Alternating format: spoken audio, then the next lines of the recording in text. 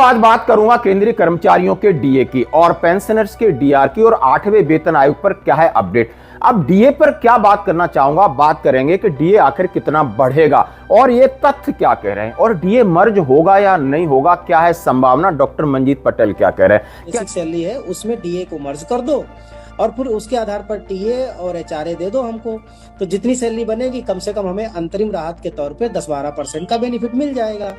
और जब पे कमीशन का फिटमेंट फैक्टर आ जाएगा, जिस दिन से पे कमीशन लागू हो जाएगा, उस दिन से 1 जनवरी 2026 से जो सैलरी बन रही थी और जो बननी चाहिए उसके अंतर को हमें एरियर के रूप में दे देना। क्या डीए के कैलकुलेशन में बदलाव हो सकता है, यानी जैसा कि आप देख सकते हो कि 60% बढ़ोतरी डीए के कैलकुलेशन में गलत बदलाव की वजह से हुई है। और 8वें वेतन पर क्या है अपडेट, यानी केंद्रीय कर्मचारी अपना मेमोरेंडम अपनी तैयारी लेके तो बैठे, लेकिन बात किससे करें, यह बड़ा सवाल है। और इन्हीं के सवालों के जवाब लेकर केंद्रीय कर्मचारियों के महंगाई भत्ते में 3% वृद्धि की संभावना।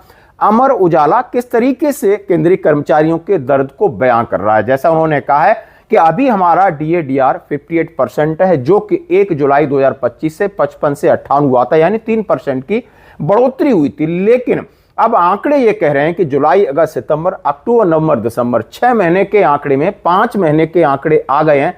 तो क्या इससे कोई संभावना बनती है कि डीए आपका 60 ने 61% हो? तो वो क्या फैक्ट कह रहे हैं। केंद्र सरकार ने पिछली बार अपने कर्मचारियों पेंशनर्स को एक महंगाई भत्ता, महंगाई राहत 58% तक पहुंचाया, लेकिन अब ये कह रहे हैं कि डीए की दरों में 3% की वृद्धि होने के संकेत मिल रहे हैं, क्योंकि जुलाई 2025 में सूचकांक 146.4 था और नवंबर में 148.2 हो गया, जैसा कि आप देख सकते हो।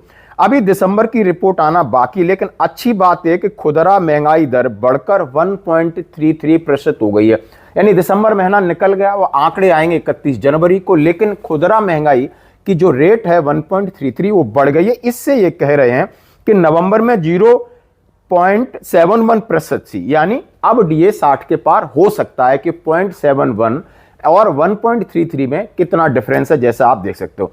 फिर उन्होंने 12 महीने के आंकड़े के बारे में बात की कि 12 महीने के आंकड़े जो औसत है वो इस प्रकार है।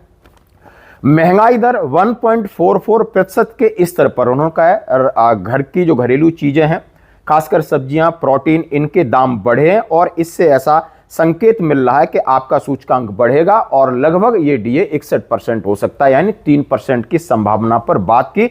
और जो इसका रेगुलर तरीका है कि रोजगार मंत्रालय के संबंध कार्यालय, श्रम ब्यूरो, देश के 88 औद्योगिक रूप से महत्वपूर्ण केंद्रों में 317 बाजारों का यानी पूरा आंकड़ा इकट्ठा करते हैं, उसके बाद निकालते हैं। तो दोस्तों ये पूरी संभावना है कि आपका डीए 3% बढ़ जाए, जैसा कि डॉक्टर मंजीत पटेल ने ही बोला था कि यदि ये रिमोट सरकार के हाथ में, सरकार कुछ गड़बड़ न करे तो आराम से 3% बढ़ोतरी ये तय मानी जा रही है।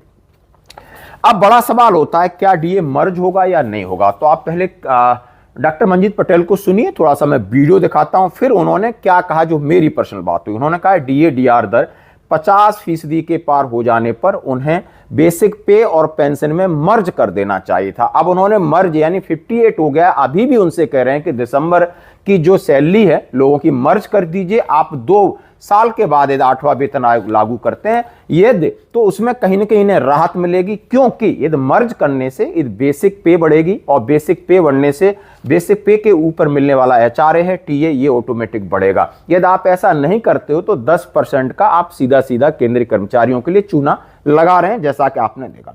अब इन्होंने कहा है कि national mission for old pension scheme Bharat के राष्ट्रीय अध्यक्ष मंजीत सिंह पटेल का कहना है ये बहुत ही दुर्भाग्यपूर्ण है। सरकार ने पहले ही कर्मचारियों का 10% पैसा हर माह बचा लिया है।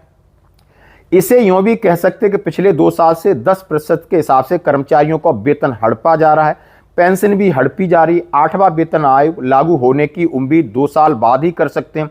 ऐसे में 4 साल तक कर्मचारियों को हर 10% वेतन का नुकसान उठाना पड़ेगा।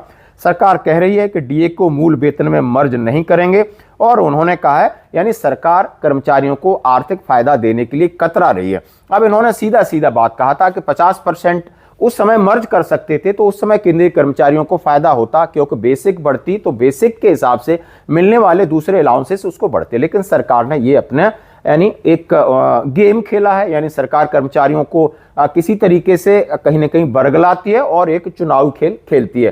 तो डीए की मर्ज की संभावना क्या हो सकती है, उन्होंने कहा हम वेतन आयोग के सामने और उन्होंने कहा फाइनेंस मिनिस्टर से जो मेरी बात होगी उसमें हम अपना जोरदारी से इस बात को प्रस्ताव रखेंगे कि आप अंतिम राहत नहीं दे रहे तो कम से कम डीए को मर्ज कर सकते हो।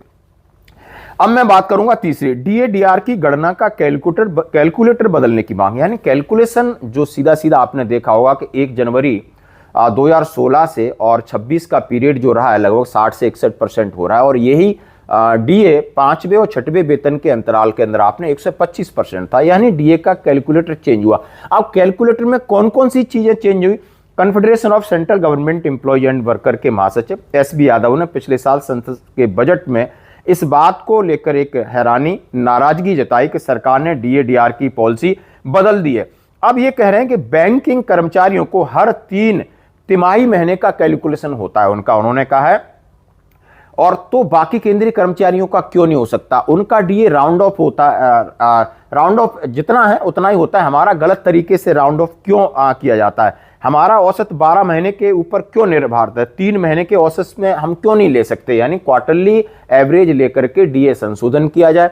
और डीए संशोधन के तरीके को उन्होंने सीधा सीधा कहा है कि बैंकिंग क्षेत्र में जिस प्रकार होता है, यानी जिस तरीके से आपका डीए 60.99% है तो 60% ही देते हैं, 99 को सरकार खा जाती है। और इसको लेकर के उन्होंने अपनी सारी बातें रखी और फिर भी बताया कि 0.2 पॉइंट डीए मिलना और डीए के कैलकुलेशन में बदलाव करना, डीए की बास्केट में बदलाव करना 1 जनवरी 2026 से बड़ा मुद्दा रहेगा। नहीं सरकार आपके साथ फिर इसी तरीके से, यानी डीए की जो स्पीड है बढ़ने की वो आप देख सकते हो। अब मैं बात करूंगा 8वें वेतन आयोग के ऊपर। जैसा उन्होंने कहा है कि दोस्तों बड़े दुर्भाग्य की बात है कि अभी तक ऑफिस सेटअप नहीं हुई। यानी 18 महीने का जो समय दिया गया, एक चुनावी खेल है सरकार का, जो उत्तर प्रदेश के चुनाव तक सरकार हमें शांत करना चाहती है। नहीं तो आप देख सकते हो कि नवंबर में इन्होंने टर्म्स ऑफ रेफरेंस की घोषणा या गजट नोटिफिकेशन जारी करने के बाद अभी भी जमीन पर कुछ नहीं। सारे केंद्रीय कर्मचारी, जेसीएम स्टाफ साइड अपनी मीटिंग कर रहे हैं, अपने उन्होंने मेमोरेंडम तैयार किए, लेकिन वेतन आयोग की अध्यक्षा उनके सदस्यों ने के लिए अभी तक सरकार ने